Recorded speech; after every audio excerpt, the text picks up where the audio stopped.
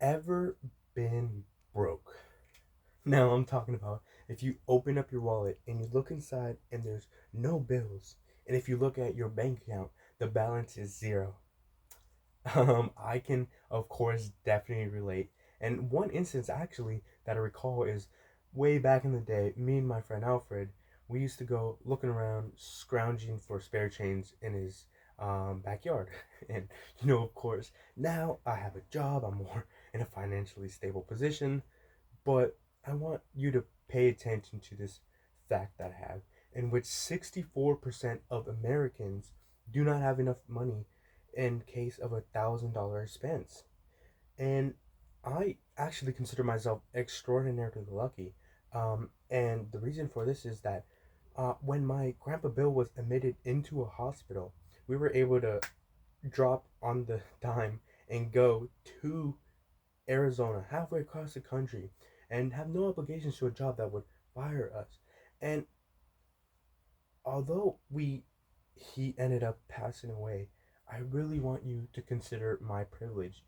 And that privilege is that trip, it costed us around $6,000. Now, of course, that was to cover the cost of renting our Airbnb, renting a car to get around, buying the plane tickets, and buying food while we were over there. But I want you to consider how you would have been in this specific instance.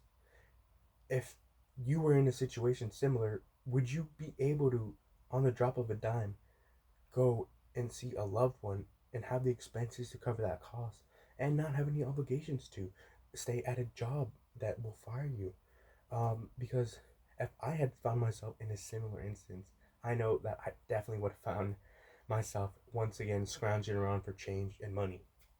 And having taken political science and really looking to reform the world in a lot of different ways, um, I think this information that I'm gonna share with you is gonna be crucial, not only to you but also to your loved ones and their general well-being.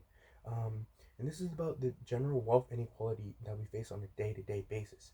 So within this speech, I'm going to start off looking into the ways that wealth inequality has been within the past, the ways it currently is within our day to day future, and who is the most to gain and pushes it forward. So, within the kind of prior inception of our country, one of the driving factors for the settlers to come here was on the basis of economic prosperity. So, right away, even before the United States was created, we have a desire for wealth and money. And it had already started consolidating in the hands of a few and privileged. And of course, one person who was really opposed to this idea of such a hold on wealth and power was Thomas Jefferson. One of our founding fathers felt that generally an artificial aristocracy that saw wealth and power on the basis of family and that they were able to influence society being harmful.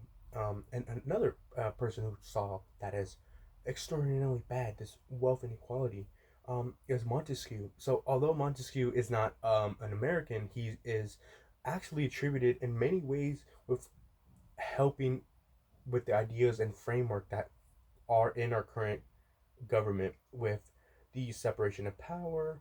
And what he advocated for is the removal of wealth from the wealthy to the poor, because they both saw it as a general stain on our society to have people in such big different brackets of wealth. And of course, with our kind of current situation, I think this is generally represented by a fact that since 1950s, the worker to CEO ratio has increased by at least 1,000%. And if you really think about it, another way that the wealth gap has affected individuals in the United States is that between the ages of 25 to 65, 40% of Americans will spend 1 year below the average poverty line in the United States. Now, of course, the poverty line for a family of four is 26,500, about 2,500 a month. And this money is not even a good amount. And of course, our current day and age, we see people like Senator Bernie Sanders who talk about this and say incredibly truthful things. One thing that he said that I agree with is that um, for many, the American dream has turned into the American nightmare. So, looking into who really is creating this American nightmare and what they seek to gain from it, I will start by stating that with a good example is in 2019, a congressional hearing, Representative Alexandria Ocasio Cortez asked the following questions to really kind of highlight the legislation that governs our own elected officials on following rules and acquiring wealth. So she had asked if what there was anything, if there was even anything that stopped an official from being 100% owned by corporations. And of course, no. She asked if there was a legislation rules about owning stock and then creating legislation to impact that stock in order to profit for it. And she asked if there are any limitations to the type of laws they can write on behalf of these corporations, and all of them were no. So when she asked if this current system of gaming to get enriched as much as possible applied to anyone within our government, she was given a response of yes. So I think one specific instance in which the will of corporations really transpired is with General Motors.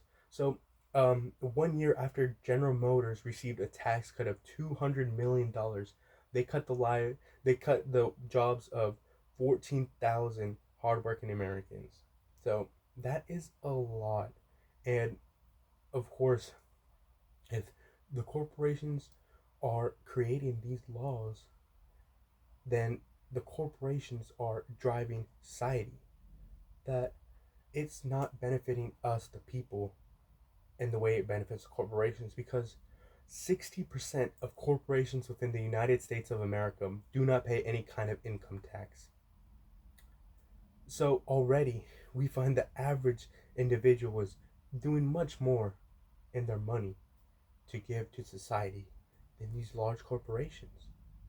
And I really want to kind of go back to Thomas Jefferson, was one of the founding fathers, and I have a quote that I had written down that beautifully explained this whole concept. So, what Thomas Jefferson had really said is that I love to see honest men and honorable men at the helm, men who will not bend their politics to their purses, nor pursue measures by which they may profit and then profit by their measures. So, again, that was one of our founding fathers advocating to not let the government be run by money interest.